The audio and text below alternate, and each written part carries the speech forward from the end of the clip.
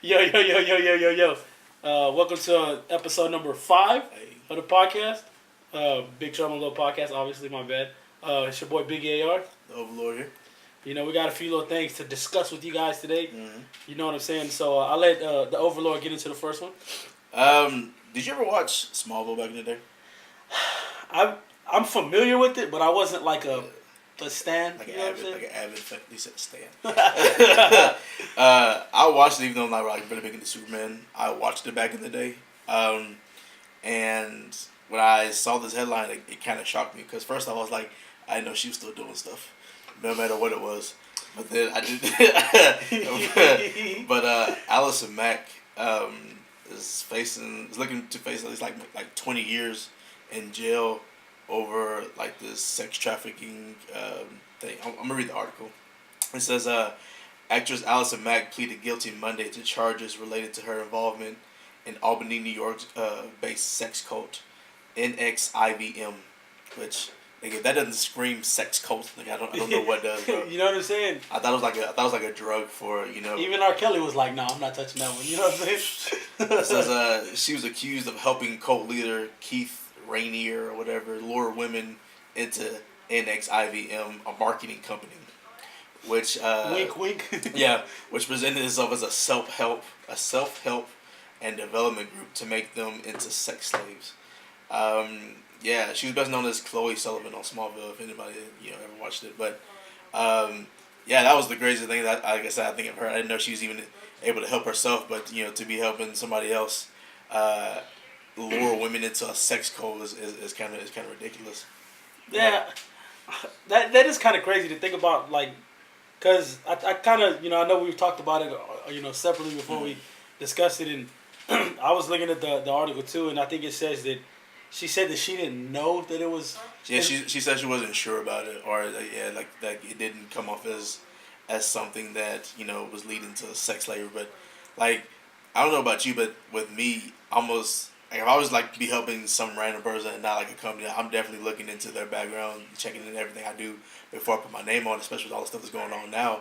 It's like I gotta know what's going on before I sign off on it. Yeah, because nowadays people are so trifling, bro. Like you can't really trust nobody. I mean, at all. Even the people that you think that you can trust, you really gotta kind of keep them at arm's reach because you don't know what information that they're just waiting to flip on you or. Yeah. It's crazy, bro. Yeah, the like, how do you not know though? Do you know what I mean? Like where were all these women going?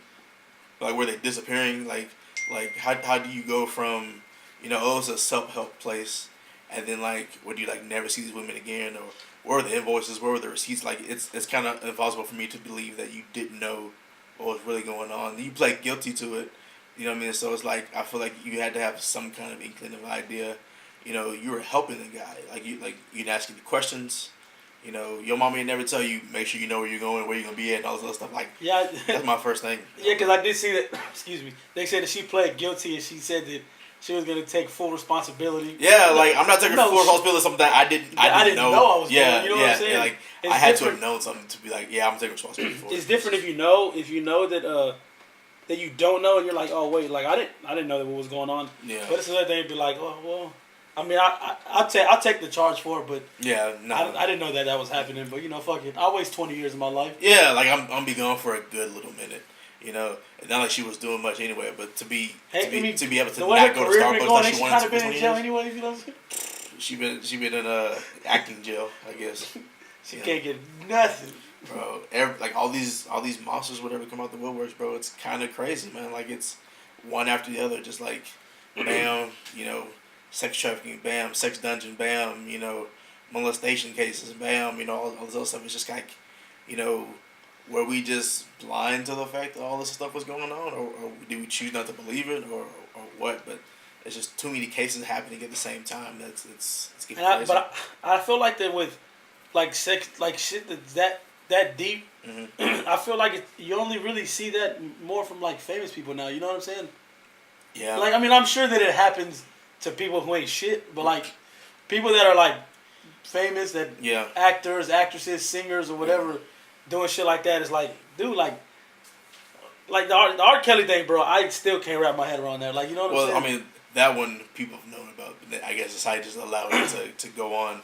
You know, like you said, like Aaliyah was, yeah, she was like what 15 when it happened. You know, this is like 94 when that all happened. It wasn't like, you know, 2004 or 2014 or 24. That was 94. It was a while. A long time. I mean, and and the thing is, like, it even got swept under the rug. Yeah. And you still were like, fuck it, I need some more young pussy. Like, when he wasn't even that famous anymore, it's still like, yeah, we're not gonna like really. I think charge him with anything. To me, I was like, he was still famous enough to get pussy when he wanted it. You know what I'm saying? Oh yeah, he's just trying to go for uncharted territory. You know, man, some Nathan Drake type stuff. That's a good one. I like the reference. I like the reference. I don't understand it, bro. Like that, it's just crazy. Because I think you said her name was Allison Mack, right? Right. I mean, I've seen pictures of her. Obviously, and we'll put a picture below, let you see. You know, make the judgment call for yourself. But I think that she's decent looking enough to where. And you know what? I never liked her character on the show anyway. So, she was always the one I was like, She's decent looking enough where I think some average ass nigga would fuck. You know what I'm saying? Yeah, but I mean that's not really what the thing is about. But I mean, yeah, like that's for me. That's too much. That's too much going on. You know, to not know. Like I just can't put myself in a situation where like I wouldn't know that people are getting sold into sex slavery. You feel me? Like I think like my slavery sentence would go off, you know, and I'd be like, something's going on here. Something doesn't smell right. Something doesn't feel right. I don't like this. This I don't like this. Your senses start. Yeah. Yeah, that's excuse me. That's crazy. I don't know why people feel like they need to do shit like that when there's other ways to. There's not even no other way to stop passing on little girls to grown ass men that are gonna take advantage of them. Well, I didn't see how old the people are. I don't know the range of the women that were being taken, but you know, just in general, you know, like it says, like the love of money is the root of all evil, bro. Like the love of wanting to get money to be able to sell somebody into slavery is crazy. So that's. So going on a little bit of a darker note, you know, speaking of tragedy, there was a 5th grader named Renea Wright who died after getting into a fight with a bully. Yeah, I saw the article, but it doesn't like say what happened in the fight. Like it's still like being looked into or whatever, but they never really specified how she died or what she died of. Just like she got into a fight with a bully and then died. I don't get it. Yeah, that's what I was reading a little bit on it earlier, and I never saw anything either on what happened or like you said what caused the death, right, or whatever. But I mean, at 10 years old. To be bullied is ridiculous. To be bullied still in 2019 is crazy. Like with all these anti-bully ads and campaigns and, you know, niggas coming to schools or do things, whatever. Like this, for it to still be going on as bad as it is to where somebody ends up dying is ludicrous to me. You know, kind of to, I know somebody who, I don't want to say been in a similar situation, but I used to work at a school for the people that don't know me or whatever. I used to work at elementary school.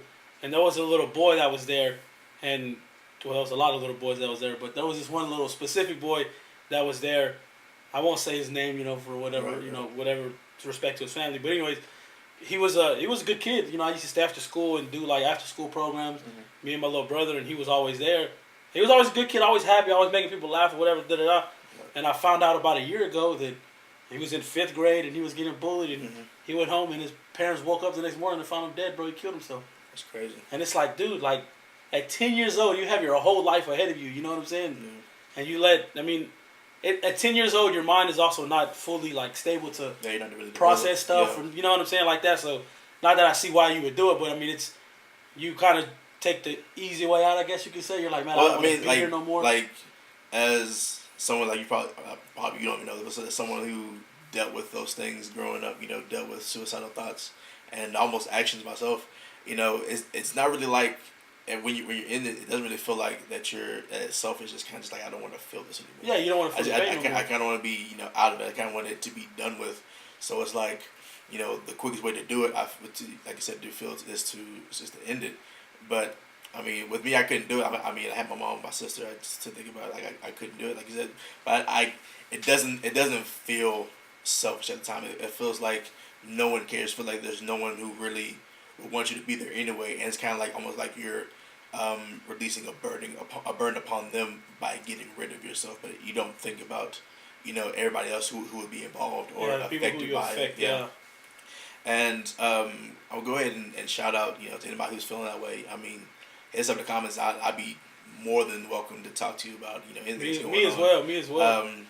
That's definitely not the route to take. It's definitely something that is never the answer. But again, for this child, this for this little girl to, again, end up dead because of, bullying, and it says that they don't name the other student, for protection or whatever, stuff like that, and they don't. I said again, they don't say what happened, but they said that she was being made fun of because of her nose, and we'll try to drop a picture of her in the right here or whatever to show you.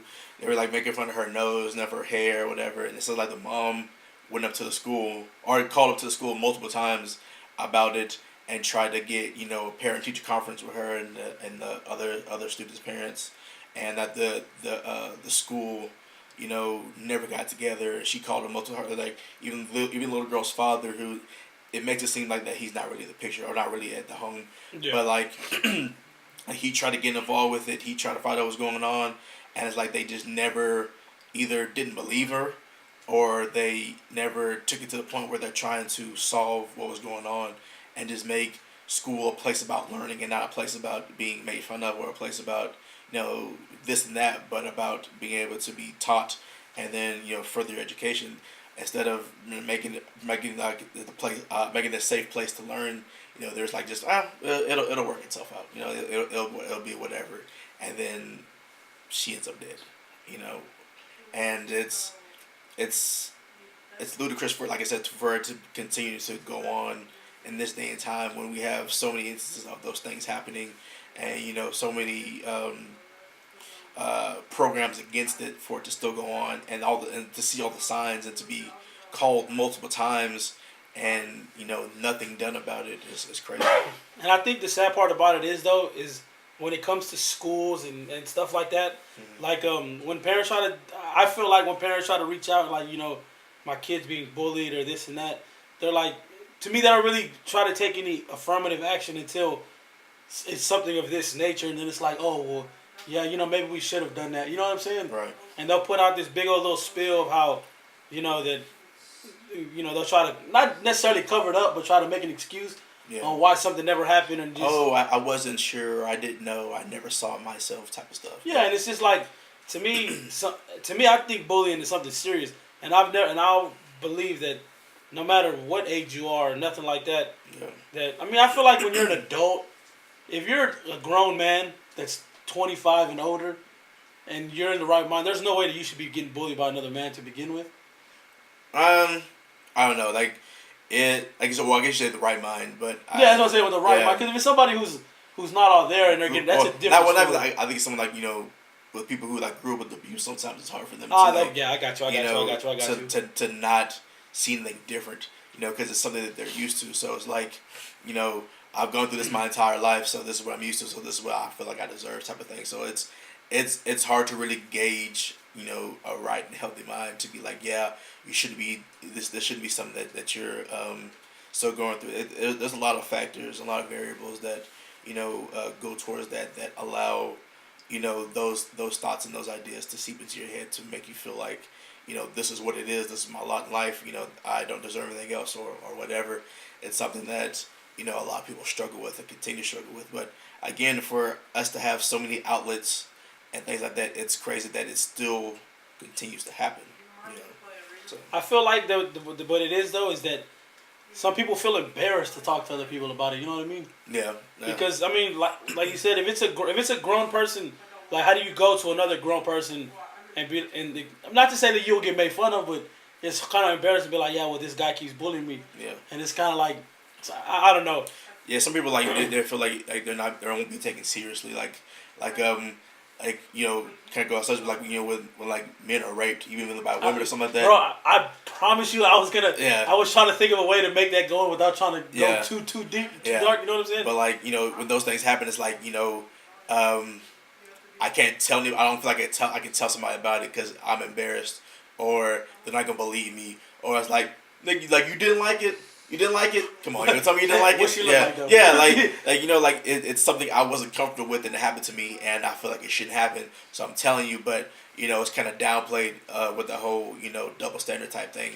So it's downplayed in a way where you know it's not seen as a big deal or serious at all. So, Which that I mean, to be honest too, if you're watching this and you're somebody that bullies somebody else, you a bitch ass nigga, bro. Stop. And Just go ahead, stop. And that's to be honest, you know what I'm saying? Definitely, you shouldn't bully anybody. Definitely deal with every issue that's going on with you and it's happening with you. Deal with that. You know, find some help. You know, find an outlet. Find someone that can help you get out of the situation you're in that may be causing you to lash out to others. But definitely don't put whatever you're dealing with on somebody else, because in the end, things like this happen and lives are lost, and it's sad. And shout out to the people that are the ones being bullied. Like the Overlord said, if you have anything that you need help with being talked about, all our social media stuff is always inside the description. Leave a comment. Send us a direct message. We don't mind helping somebody out. You know what I mean? I never giving advice on stuff like that, and that's just keeping it 100. You know what I'm saying? On I don't really wish death upon anybody, but go into like a little other tangent. There was a guy a poacher who was killed in South Africa trying to hunt down rhinos, which are my favorite animals. But again, I don't wish death upon anybody. But illegally hunting rhinos and was stomped by an elephant and then devoured by lions. If that's not karma for you, that's it's like the whole cast of Lion King was like, nah, nigga, this ain't gonna happen. Well, why would you be hunting rhino? Like, it's illegal. Like, and there's like in a wildlife park or something, like it's illegal to hunt rhinos. They're almost extinct, bro. And you're out here shooting and taking out rhinos for whatever reason. For your own little to have your own echo brand in your house, my nigga. Like, no, this is dumb, just dumb. I'm glad. Like, I'm not glad. I want to say that I'm not glad that the life was lost, but to be stomped by an elephant for trying to take out his homeboy and then eaten by lions, it's kind of like, nigga, you shouldn't have been in that place for it to happen, bro. It's kind of my thing. What you got? I was looking, through the news or whatever, and I saw this little interesting story. And the reason I say interesting because it's something that I do almost every day, which is haul meat. Pause. Pause. I'm a delivery driver for a meat company, by the way. Anyways, that's the name of the strip club you worked at. So there was a semi truck hauling 41,000 pounds of meat that caught fire in Wisconsin, bro, on the freeway. Burned for 4 hours. I bet you smell good. I've been trying to read to see what kind of meat it was. You know what I'm saying? Because I'm hungry right now. What's going on?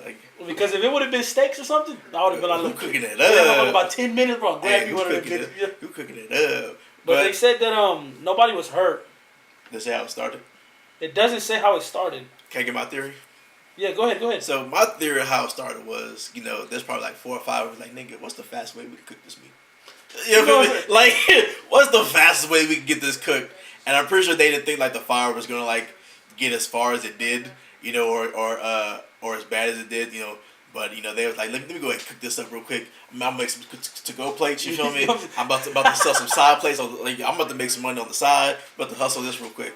Probably gonna sell at least 1,000, maybe 1,000 pounds, 1,100 pounds. That's a lot, bro. Yeah. 41,000 pounds of meat. So it hasn't been it. I mean, it just happened yesterday morning. Yeah. Monday morning. My bad. I forget my days. Monday morning, but it doesn't. So there hasn't been a dollar amount on how much the company lost. Mm-hmm. But 41,000 pounds is definitely that's gonna put a dent in your pockets. Yeah. I just shot out like a text message. Hey, bring the sweet baby rays. Yeah. Some baked beans. Let's cook it up. You feel me? Let's get it going. That's a big loss. Yeah, that's crazy. What you got? I hate to say it, but speaking up on fires, there hasn't been any deaths related to this that's been seen yet. But like there's been like, a couple of fires that have destroyed at least like 3 black churches in 10 days in Louisiana, which. If you remember some of our like older videos, at least episode 3 or whatever, where we were talking about how plants around here in Texas were getting 17 Exploded. days apart in explosions.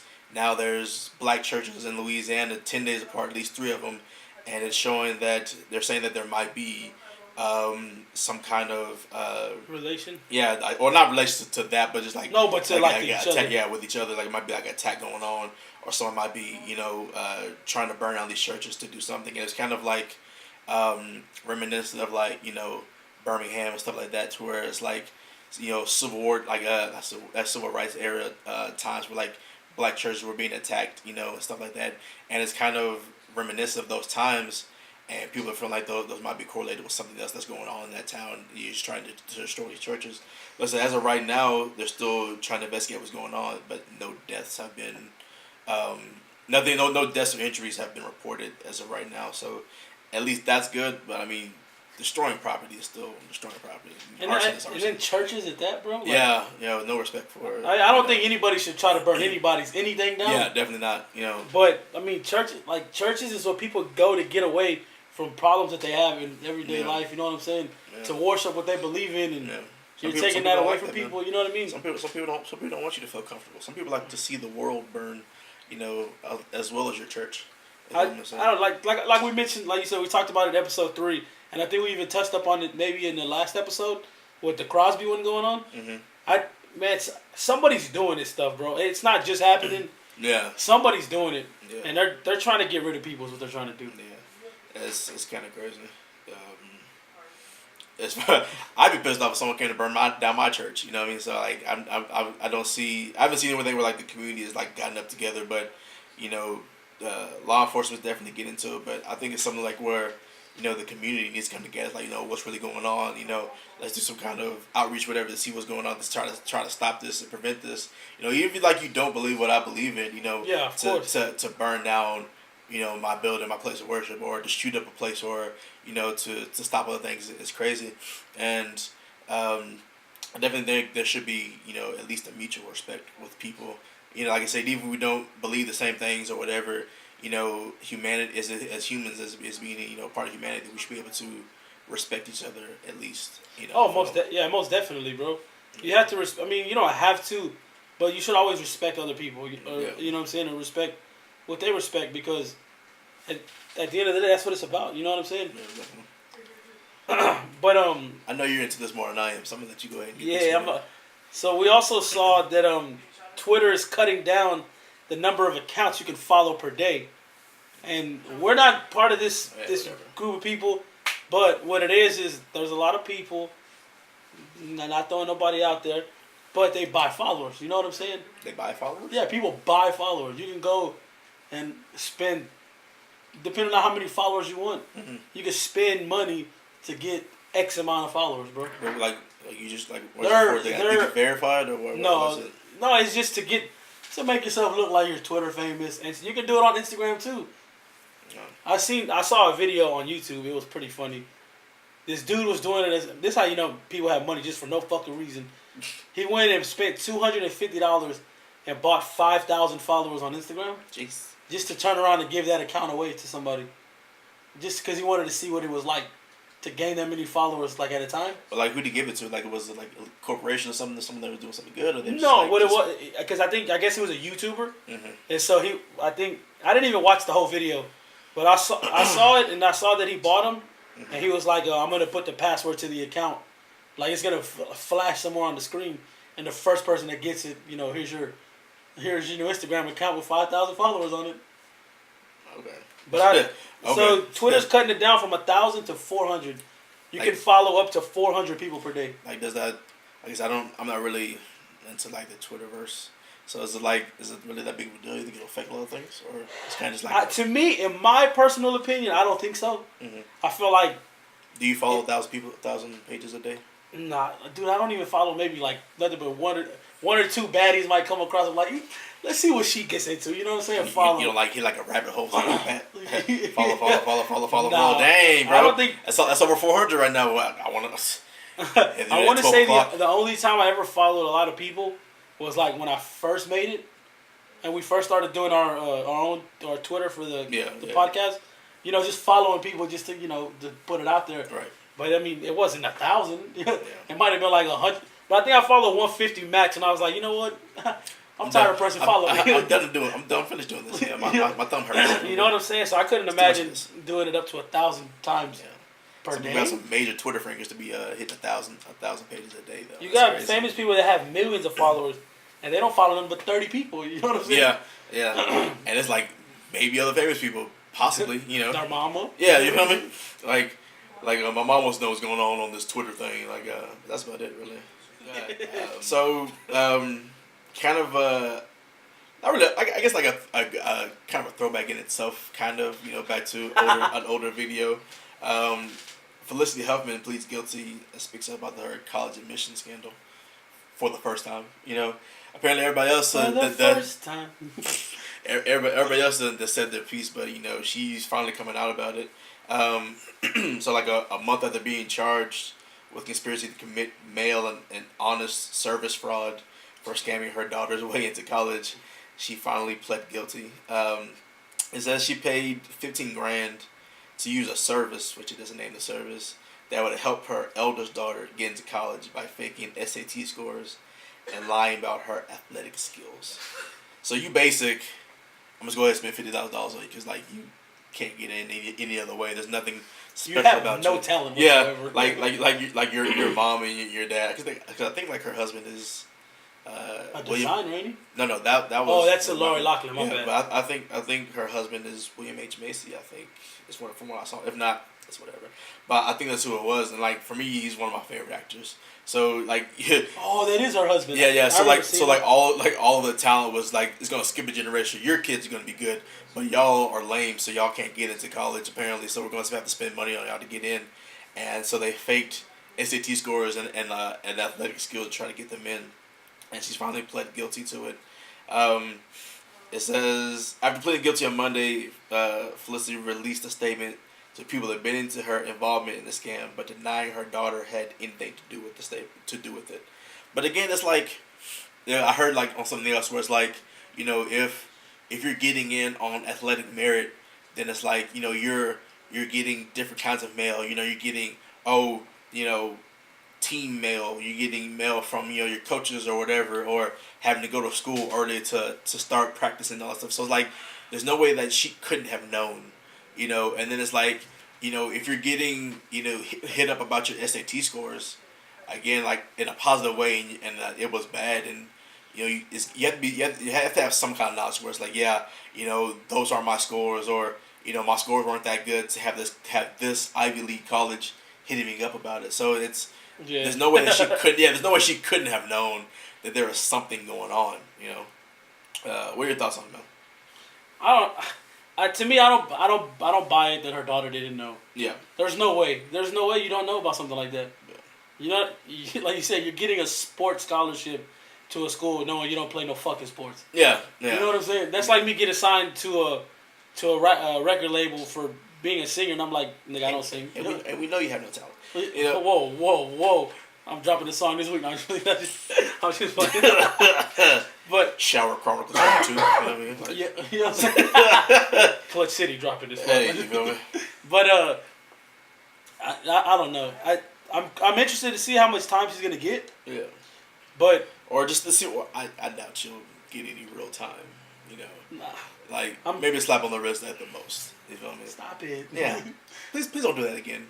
Miss Felicity. Like, we love Desperate Housewives. Please don't, make this a desperate situation for us. You know what I'm saying? I mimicked my life after you. Don't. Yeah. You know what I'm saying? Like, and here's like a statement that she made. It says, "I am ashamed of the pain I've caused my daughter, my family, my friends, my colleagues, and the educational community.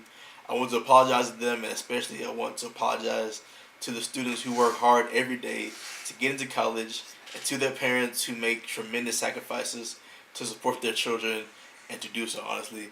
And it should have added, and then I came along and wrote a check and tried to get her in. I came along and it was like, you know what, forget all of that. I'm gonna go ahead and just get my daughter in. Y'all can go somewhere else, but I'm definitely getting my daughter into this school so I can have this Ivy League sticker put on the back of my car. Like it's crazy. Like for stuff like that, I really don't believe it's like like I can believe that you're sorry that you got caught, But if you ain't never got caught, then you would have never been sorry. Yeah, for you would it. have never been sorry. Yeah, You know what I'm you saying? would never be like, oh, like. Remember that thing we did? Like you would never confess to that if you weren't caught doing it. Mm-mm. So I don't believe your apology, and like I guess I technically don't have to accept it. It has to be these people asking for a 500 bill, to accept it. But other than that, I don't accept her apology whatsoever. All right. We're gonna go ahead and jump into this week's throwback segment of the podcast. Rewind. So what we're gonna do this week is something a little different than what we've done in the past. Mm-hmm. We're gonna try to have a rotation of stuff we're gonna do. Right. Last week we did the top 5. This we've done before that we've done the stories or whatever. Mm-hmm. So what we're gonna do this week is we're gonna do this day in the past, I guess you could say. Yeah, this day in history. This day in history. You know what I'm saying? There you go. So okay. For those who aren't familiar, or to kind of give a little bit of insight, the Overlord is the movie buff, aka aficionado, right? Right. And the way he is with movies is the way I am with baseball. You know what I'm saying? Yeah. And so when we were talking about doing it, the first thing that came to our minds was I like baseball. Yeah. Overlord's black. Put 2 and 2 together. Hey. Bam, we go Black baseball. You know what I'm saying? Negro League. This day in 1947 is when Jackie Robinson became the first black baseball player to play in the major leagues. Right. For the Brooklyn Dodgers back in the days. You know what I'm saying? Back in them racist days. Which he ended up winning Rookie of the Year his first season. Like when you could say nigga, and no one whooped your ass. You feel like you know what I'm saying? He won a World Series with them. Yeah. He had a very good career. You know what I'm saying? He was inducted into the Hall of Fame in 1962. Mm-hmm. But before I keep going on and rambling about baseball, because I could do this shit all day. All day. I'll let you get into it. Go ahead, bro. Now, I was just saying, before y'all always because I've always known about Jackie Robinson and his achievements, and about him. With him opening doors for not just black baseball players, but for black athletes all over, in general, all over, or athletes of color. He opened that door for us to be able to partake in a predominantly white sport, or anywhere. And so I feel with our one guy who plays all black guys. Apparently, Chadwick Boseman did a fantastic job. Great job. 42. Really brought a character that maybe most people have heard about but didn't really know about, and brought it to the present, and allowed us to see, the things he went through, not just like, oh, he got called nigga on the field a couple times. No, but to see death threats for him playing baseball with white people, or hit them, or the fear he felt for having his wife, and his pregnant wife at the time, being around him, and the threats that he got, and then the way his teammates treated him, some who tried to sign a petition to get him not to be able to play with him, or those who kind of did accept him, because of things, or having balls thrown at his head intentionally, try to kill him and stuff like that. So to have those things be shown to us, and have the things that he actually went through, in a light that we can see, definitely opened a lot of eyes for a lot of people to see things that kind of went on in those days, and how it's hopefully has changed now. There's some things that still haven't changed, but that definitely changed. Like if you look at it now, most teams on most sports, unless it's like hockey, are 95% black. So it's yeah. And I think just to piggyback off what you said, I don't think that it's not that things change. It's just some people don't know how to change. You know what I'm saying? Right. Some people like to be stuck in their ways. Because you know what I'm saying, and that's just the truth, the sad truth about it. You know what I mean? But just to touch back on the whole Jackie Robinson thing, I'm gonna just give you a few of his career stats. Yeah. Those are facts out there. He was batting average was .311 for his career, which if you know baseball, is a damn good batting average. Yeah. For for a season, more or less to do it for your whole career. Yeah. Crazy. He had 137 career home runs, 734 career RBIs, with over 1,500 hits. 6-time All-Star. He won the National League MVP in 1949. 2-time batting champion. 2-time stolen base leader. You know what I'm saying? And they ain't want him to play. Yeah. And it's crazy. You know, Jackie Robinson did great things for the sport of baseball, and like you said, not only opened the door for black baseball players, but just black athletes in general. You know what I'm saying? Exactly. I say people of color all over. At a time when nobody was really accepting blacks. You know what I'm saying? Not at all. They still had segregated water fountains, bro. And even if for the people that have watched 42, and if you haven't, I highly definitely check it out. Suggest that you watch it because it's a great movie. Yeah. Even you watch you have teammates that you had that one teammate that was kind of like on the fence. You know, they play with him. He was kind of on the fence, like, man, like I don't know if I should. Talking about Pee Wee. Yeah, Pee Wee. Yeah. He was kind of on the fence, and while everybody was just always dogging him, you know what I'm saying? Yeah. And Pee Wee's one that was always one that was like, you know what, I see it, you know what I'm saying? And I love that scene where Pee Wee's character is given one threat upon like his life, which I felt like wasn't even that big of a deal, but just like, yeah, you know, you might get beaten up if you play with that nigger, you know, and then like who was it? The manager was like, oh, you got that one? Here's like a bucket full of just the ones that we have left that aren't being investigated by the FBI, of all the death threats that he's gotten, you know, for every time he's played. Not just this one in your particular town, but all of these death threats. And he plays every day. He goes in knowing these things could happen and still plays. And you're complaining about, you know, this one letter that you got in your hometown.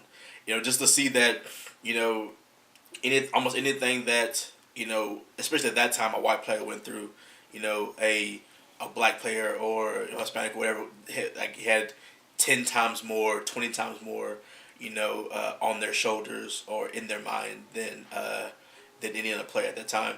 Or I also love the scene where like he smashes his bat in the hallway because how pissed off he is, you know, and just like again just see the frustration in his face and like the anger that he felt, and like for the music to drop, and you're like, ooh man, like you could feel it, like you're just like, bro, like man, you know, music can change the whole mood. You could feel or lack of music, and so for you to feel the frustration that he went through just to play a game.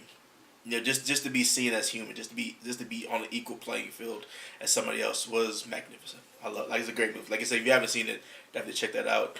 And shout out to Jackie Robinson for breaking barriers, you know, for black people. And there's also one more thing that I want to about Jackie Robinson, just to kind of touch on too, is every year for the people that don't watch baseball, every year they have a Jackie Robinson Day. Mm-hmm. To where every player wears his number. They all wear 42. They all wear number 42. Yeah. And for those who don't know, it's going to be Monday, April 15th. You know what I'm saying? Yeah. So preferably go watch the Astros. You know what I'm saying? Doing their thing. Yeah. Go watch the Astros. But for any of your favorite baseball team, they'll all be wearing number 42. Yeah. You know, in honor of Jackie Robinson. And just to touch up on one more thing, you know, just speaking of great athletes who have great careers. We're recording this on a Wednesday or on Tuesday for Thursday or whatever. But by the time that this comes out, Dwayne Wade will have played his last NBA basketball game. You know what I'm saying? I don't want to get on his braids, but yeah. But I just want to commend Dwayne Wade on having a great career. You know what I'm saying? Yeah. And like Dirk, this is gonna be Dirk's last season too, huh? Nah, Dirk said he wants to play another one, bro. He wants to play another one? He said he wants to, but you know what I'm saying? Niggas blow out. Don't say nothing, bro. But yeah, definitely want to just give a shout out to Dwayne Wade. You know what I'm saying? Yeah, shout out, bro. And there you go, bro. Yeah. So this has been another episode. That boy cooling off right now. He ain't fired no more. They're still trying to make the playoffs, but it's pretty far fetched. You know what I'm saying? But you know, this has been another episode of Big Trouble Little Podcast with your boy the Overlord, Biggie AR. Hey, we out here. Peace. Later.